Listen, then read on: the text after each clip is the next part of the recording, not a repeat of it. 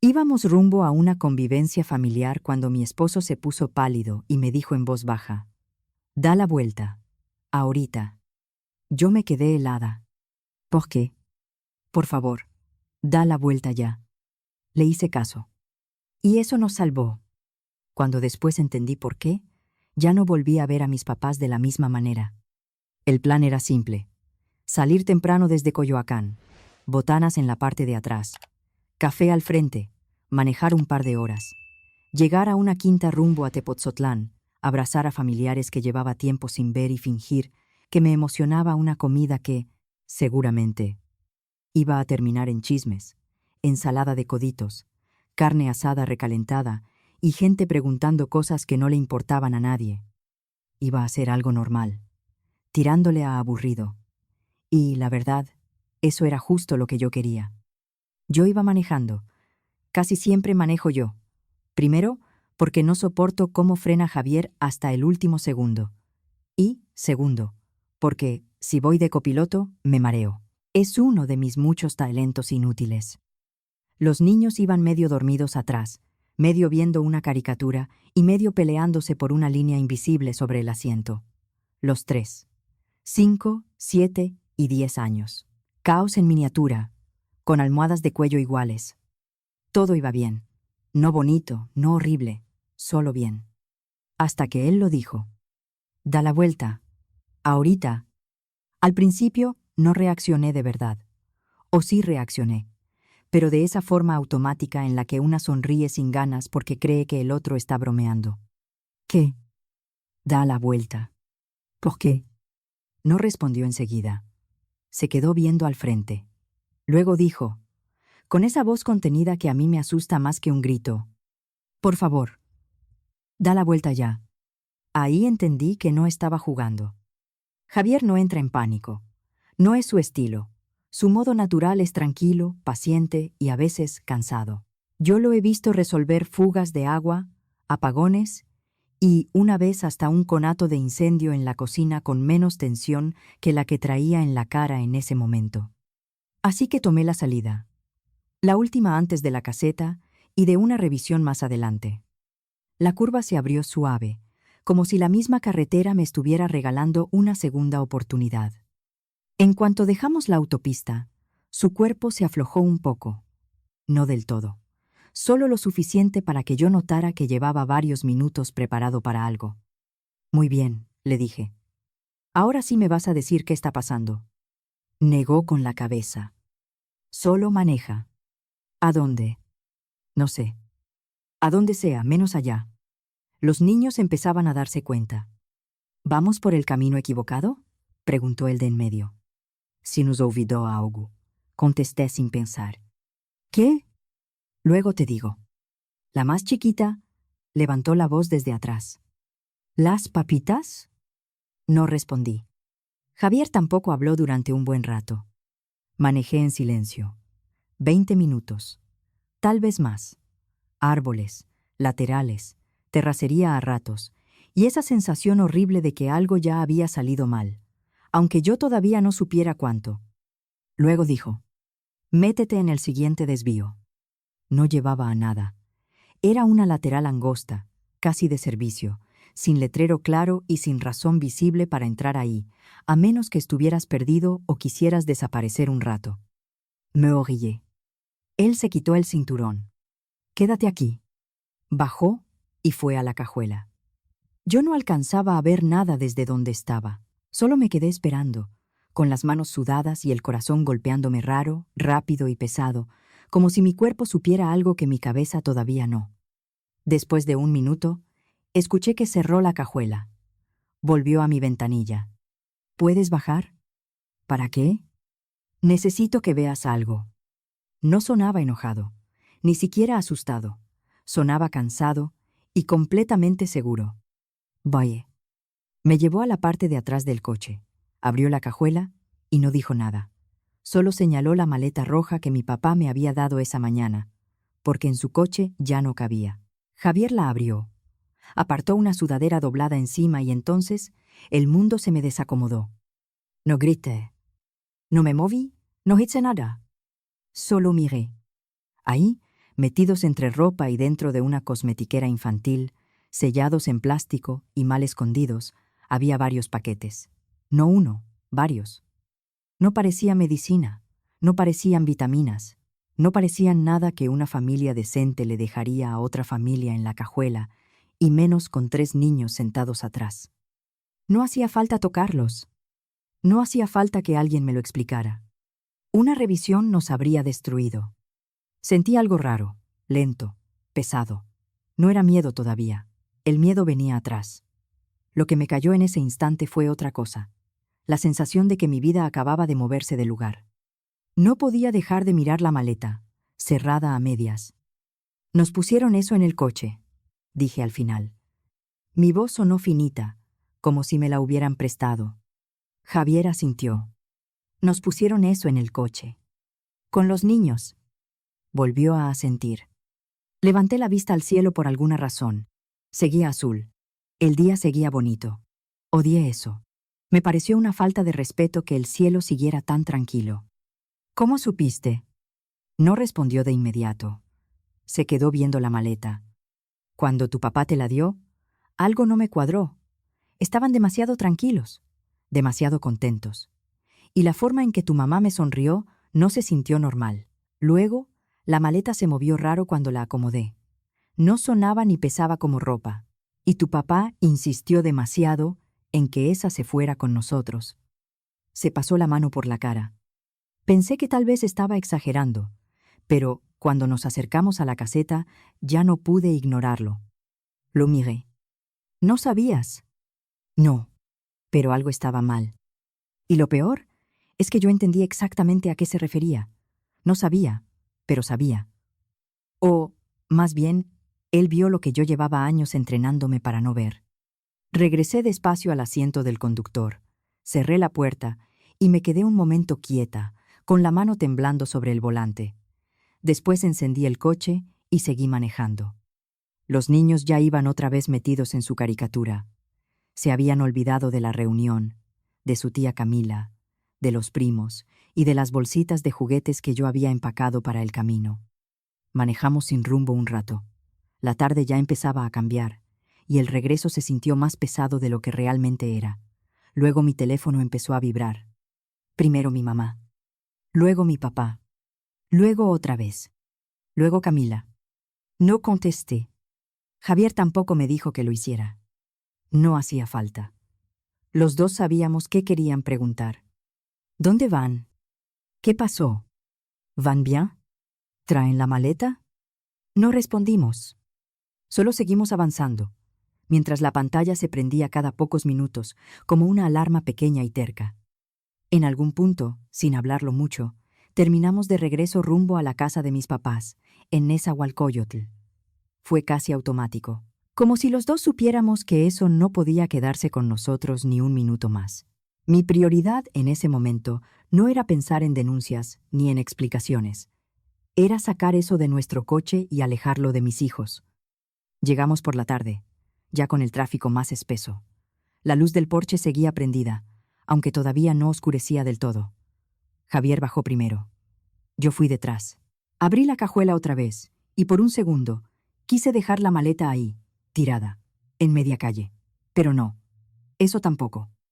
Mi papá siempre escondía una llave detrás de una piedra falsa junto a la entrada. Seguía ahí, en el mismo lugar ridículo de siempre. Abrí, entramos. La casa olía a café viejo y limpiador para pisos. Dejamos la maleta roja en el pasillo, justo después de la puerta. No la abrimos, no la acomodamos. Solo la dejamos ahí. Salimos. Cerré. Volvimos al coche. No hablamos en todo el camino de regreso a casa. Esa noche, cuando los niños ya estaban dormidos y la casa por fin estaba en silencio, contesté una llamada. Era mi mamá.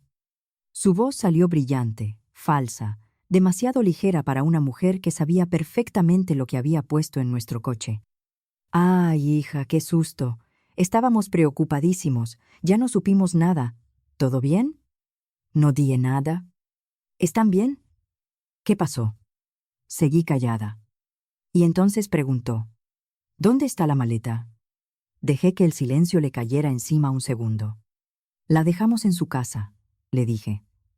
Si era tan importante, la debieron llevar ustedes.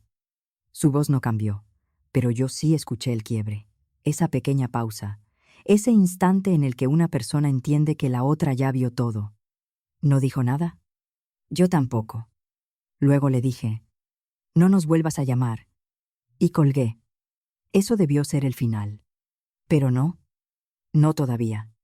La verdad es que yo, durante años, creí que era la responsable de mi familia. No responsable en el sentido simple de pagar impuestos, llevar a los niños al dentista o tener una despensa ordenada, aunque sí hacía todo eso. Responsable en el sentido más torcido. Yo era la estable, la que no desaparecía, la que no explotaba, la que no se inventaba versiones de las cosas para quedar bien, la que resolvía. Ahora, mirando hacia atrás, me doy cuenta de que ser la responsable en mi familia era como ser la única sobria en una feria que se está incendiando. No querían ayuda, querían cobertura. Querían a alguien que pareciera sensata, limpia, confiable, y yo les presté esa imagen durante años. Mis papás eran de esa clase de personas que creen que vivir bien es una cuestión de apariencia, no de dinero. Si la sala estaba bonita, si en Navidad las luces quedaban derechas, si el refrigerador tenía demasiados aderezos y el coche se veía nuevo, aunque lo debieran medio entero, entonces todo estaba bien. Esa era la idea. No importaba si, por dentro, todo venía sostenido con deudas, mentiras y favores. Hubo años malos. Me acuerdo de cenar cereal, de ver a uno u otro quedándose a trabajar más tarde, que luego entendí que significaba que no querían que supiéramos que no alcanzaba. Pero también hubo años buenos. Pantalla nueva. Patio arreglado. Sillas que nadie usaba. Lo que nunca cambiaba era el gasto. El dinero llegaba y se iba como si nada. Una vez le pregunté a mi papá por qué no ahorraba cuando les iba bien. Yo tendría unos 8 años. Me respondió. No necesitas ahorrar si sabes moverte. Camila heredó todo eso. La soltura, la imagen, la capacidad de entrar a un cuarto y hacerlo girar a su favor mientras te va dejando sin lugar.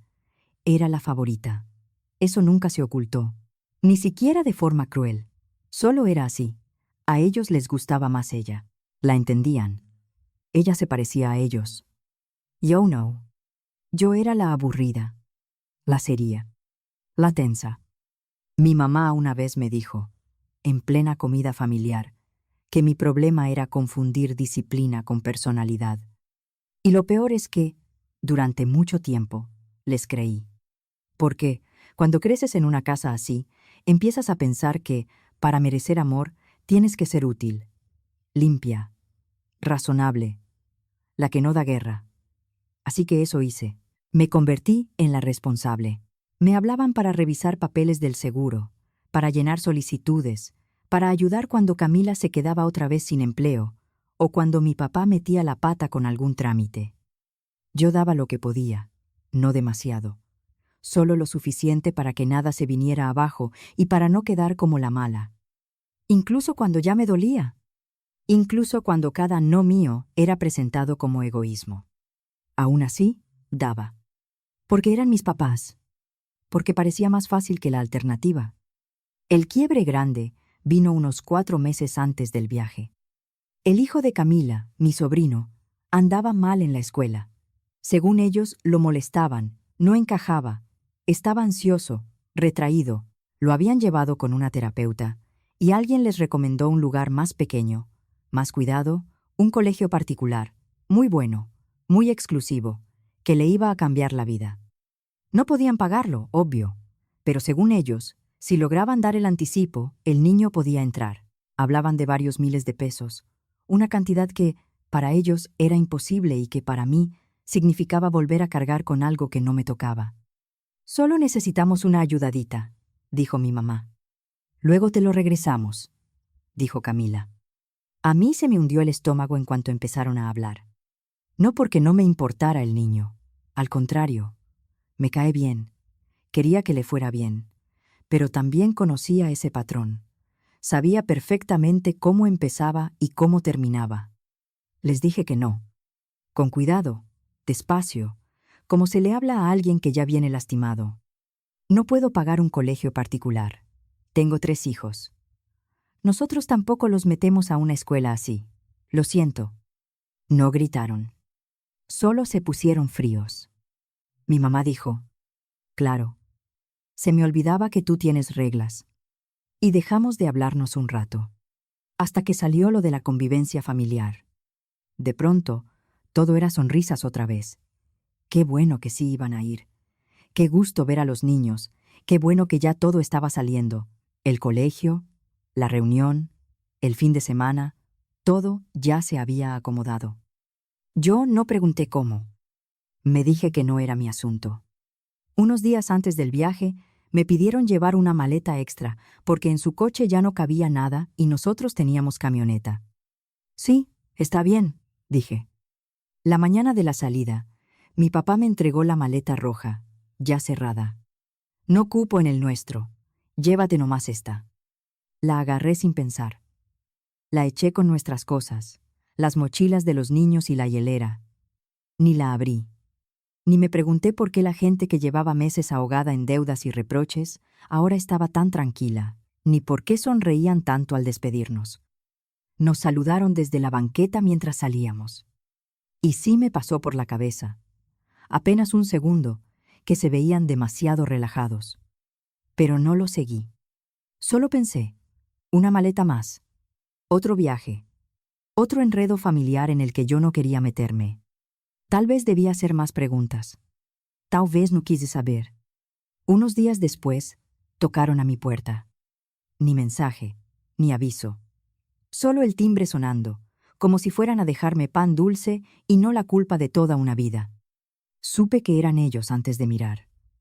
Hay una clase de presión que se siente al otro lado de una puerta, como estática, como mal aire. Abrí apenas lo suficiente para salir yo y cerré detrás de mí. Mis papás estaban ahí, parados como si no acabaran de intentar destruirnos con una sonrisa y una maleta roja. Mi mamá me regaló esa sonrisa apretada que ella usa cuando quiere parecer cálida, pero no le alcanza hasta los ojos. Vinimos a ver cómo estaban, dijo, como si yo solo hubiera dejado de contestar un mensaje en el grupo familiar. Mi papá añadió, creímos que ya se podía hablar. No dije nada, solo me crucé de brazos y esperé. Mi mamá dudó un segundo, y luego soltó la frase que los delató. No sabíamos cuánto habías entendido. Ahí estaba. Incliné la cabeza. ¿Se refieren a la maleta? Ninguno respondió. Que no dijeran nada ya era suficiente respuesta. La pusieron en nuestro coche, dije, con sus nietos atrás. Mi mamá tragó saliva. No pensamos que fuera para tanto. No iba a pasar nada, dijo mi papá, tratando de sonar parejo. Era solo para salir de una deuda. Con una familia como la tuya en el coche no iban a sospechar. Estábamos desesperados, añadió mi mamá. Y tú no quisiste ayudar. Ahí estaba otra vez. La excusa de siempre. Tú no quisiste ayudar. Como si eso explicara todo. Como si traicionarme fuera una consecuencia lógica de que yo hubiera puesto un límite. No grité. No lloré. Ustedes no solo me traicionaron, dije. Pusieron en riesgo a mis hijos. A Javier, a mí. Ninguno habló. Pusieron en riesgo a su hija, a su yerno y a sus nietos. Mi papá cambió el peso de un pie a otro. Mi mamá hizo esa cara de persona que quiere llorar, pero no le sale. Se acabó, les dije. No vuelvan a llamar. No vuelvan a venir. No van a ver a los niños. Esto terminó. Mi mamá abrió la boca. Yo ya sabía lo que venía. Lo de siempre. Que estaba exagerando. Que se me iba a pasar. Que luego iba a entender. Pero no dijo eso. Dio, se te va a bajar. Siempre vuelves. Me di la vuelta. Entré y cerré con llave. Y, por primera vez en mucho tiempo, no me pregunté si tenía razón. Esa misma semana fui por los niños a la escuela y no estaban. Sentí que se me vaciaba el cuerpo. La maestra me dijo, con toda normalidad, ya pasaron por ellos. Sus papás nos avisaron que los recogerían sus abuelos. Mis papás ya estaban registrados desde antes como personas autorizadas para emergencias y algunas salidas ocasionales. Nunca pensé que fueran a usar eso así. No recuerdo el trayecto en coche. Recuerdo el motor. Recuerdo mis manos en el volante, pero no recuerdo manejar. Estaban en casa de mis papás. Claro que estaban ahí. Entré y aquello parecía un cumpleaños explotado. Juguetes nuevos, dulces, globos, una caja enorme de bloques, regalos que claramente ya tenían preparados desde antes. Los niños estaban felices, empalagados, emocionados. Mis papás actuaban como si todo fuera normal. Mi mamá cortando pastel. Mi papá tirado en el piso, armando algo con luces. Era irreal. Como entrar a una versión falsa del mundo donde ellos eran unos abuelos atentos, generosos, encantadores. Pero no era amor. Era estrategia. Nunca habían consentido a mis hijos así. Nunca. Y ahora, apenas les cerramos la puerta, de pronto aparecían con regalos, azúcar y permisos. Me quedé quieta un segundo, tratando de recordar cómo se siente darle a alguien el beneficio de la duda. No pude. Nos vamos, dije. Los niños se quejaron de inmediato. ¿Por qué? Abuela dijo. Que nos quedáramos más. Nos vamos ahorita. No lo entendían. Obvio que no. ¿Cómo iban a entenderlo? Les estaban diciendo que sí personas que se habían pasado años apareciendo a ratos en sus vidas. Y claro, eso les gustaba. ¿Nos podemos llevar los juguetes? Preguntó uno, abrazando un oso enorme. Dudé un instante. Luego dije que sí. Quitárselos me habría convertido a mí en la villana. Y no pensaba darles ese gusto. Mientras los sacaba de ahí, mi mamá canturreó detrás de mí, con esa voz suave que siempre usaba cuando quería controlar sin parecer agresiva. Van a volver con nosotros. Siempre vuelven. Lo dijo como si fuera un hecho. Como si siguiera creyendo que iba a ganar. Esa misma noche, no me puse a esperar una señal del universo ni una gran conversación emocional. Me senté en la orilla de la cama, miré a Javier y le dije, nos tenemos que ir. No me preguntó por qué. No hacía falta. No quiero que estén cerca de los niños. Ni en la escuela. Ni en el súper. Ni afuera de la casa, jugando a que no pasa nada. Él asintió despacio, como si llevara días pensando lo mismo. «Me dijiste hace tiempo que en Querétaro estaba abierta la opción del traslado», le recordé, «que tu empresa seguía teniendo oficina allá». Él me miró. «Sí. Antes no estaba lista. Ahora sí». Volvió a asentir. «Entonces nos vamos». No hubo drama. No hubo vacilación. Solo esa decisión silenciosa que cambia todo. Yo no quería venganza. Quería distancia. Quería paz. Quería un lugar donde mis hijos no crecieran aprendiendo a confundir afecto con manipulación. Durante las semanas siguientes, se nos fue la vida entre cajas, trámites, llamadas, escuelas, y la tensión de no querer decirle a nadie más de lo necesario. Unos meses después, ya estábamos en Querétaro. El aire olía distinto. Las mañanas eran más quietas. Los niños estaban en escuelas nuevas. Los papás de Javier vivían cerca, y eran gente serena, decente, de esa que ayuda sin cobrarte la ayuda después. No le dijimos a nadie a dónde nos fuimos. Bloqueamos números. Desaparecimos. No como si estuviéramos dramatizando. Más bien, por supervivencia. Un día me entró una llamada de un número desconocido. La dejé ir al buzón. Luego la escuché. Era una prima con la que casi no hablaba. «Oye, tu mamá dice que no sabe dónde andas. Está muy mal. Yo no sé qué pasó, pero, al final, la familia es la familia». Borré el mensaje. No devolví la llamada. No expliqué nada. Porque, para entonces, lo único que me importaba era esto. Estábamos bien. Estábamos lejos. Estábamos a salvo. No desaparecimos. Escapamos. Unos 6 meses después de habernos ido, me llegó un correo de Camila. Asunto. Urgente. Por favor, lee. Me le quedé viendo un rato. Pensé en borrarlo sin abrirlo. Pensé en mandarlo a spam. Al final, lo abrí. Venía largo, atropellado, mal escrito, como cuando alguien escribe desde el pánico o desde el ego herido y no sabe ya cuál de los dos le pesa más. Lo importante era esto. Habían detenido a mis papás. Otra vez. Pero esta vez, no por una tontería menor, ni por un malentendido, como siempre les gustaba llamar a sus enredos. Esta vez los detuvieron por hacer exactamente lo que casi nos hacen pagar a nosotros. Ellos mismos llevaban la mercancía, sin intermediarios, sin usar a nadie más de tapadera. Los agarraron en una revisión carretera, con sustancias ilegales escondidas en la cajuela. Camila cerraba el correo con una súplica. Necesitan ayuda. Necesitan dinero para el abogado. Esto sí es serio. Tienes que dejar el pasado atrás. Son tu familia. Leí esa línea 3 veces. Luego le di a responder. Solo escribí esto. Sí fui por mi familia una vez. No lo voy a hacer otra vez. Y era verdad. No volví a saber mucho al principio. Tampoco me hizo falta. Pero esas cosas se terminan filtrando. Siempre hay un primo que habla, una tía que comenta, alguien que cuenta media verdad y otro que la completa. Los metieron en un problema serio. No fue una cantidad pequeña, tampoco algo enorme, lo suficiente para confirmar que no habíamos imaginado nada, que no habíamos exagerado, que sí nos habían querido usar. Tomaron un acuerdo. Les dieron 4 años a cada uno.